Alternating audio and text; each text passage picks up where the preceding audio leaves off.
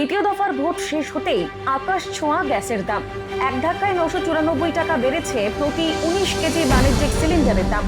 কপালে চিন্তার ভাঁজ বাঁকুড়ার ছোট থেকে বড় হোটেল ব্যবসায়ীদের।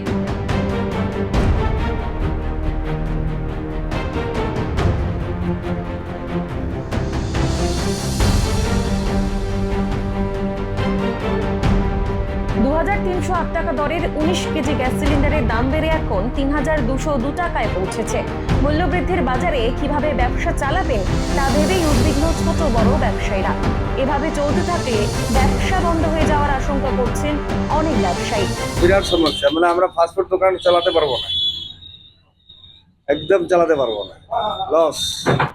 স্টাফ পেমেন্ট কি করে করবো, দোকান ভাড়া কি করে দেবো, আমি ইলেকট্রিক বিল আছে, গ্যাসের দাম এত বেড়াতে, গ্যাসের দাম বাড়লো তার পরিমাণে যে আমাদের এই যে আগের যে কাজ ধরা আছে, কাস্টমার সে তো বলবে না যখন আর বেশি আর মূল্য বৃদ্ধি দেবো। হ্যাঁ, যা ধরা আছে সেই অনুপাতে দিচ্ছে, তার জন্য আমাদের ব্যবসায় লস করতে হচ্ছে।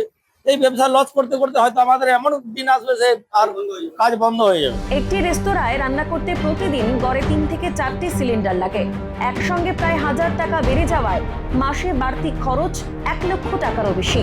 বাঁকুড়ার মতো শহরে ক্রেতার কথা ভেবে খাবারের দাম বাড়ানো যাচ্ছে না, ফলে চরম সমস্যায় পড়তে হচ্ছে ব্যবসায়ীদের, জানাচ্ছেন শেফ সৌম্যদীপ।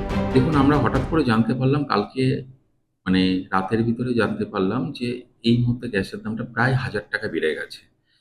তো সেই ক্ষেত্রে দেখুন, সাধারণ মানুষের দিকে মুখের দিকে তাকিয়ে খাবারের দামটাও বাড়ানোটা পসিবল হচ্ছে না। যেহেতু বাঁকুড়াটা খুব একটা ছোট্ট শহর, সেই জন্য খাবারের দামটা যে হিউজ পরিমাণ বাড়িয়ে দেবো তাতেও মানুষের খুব প্রবলেম হয়ে যাবে।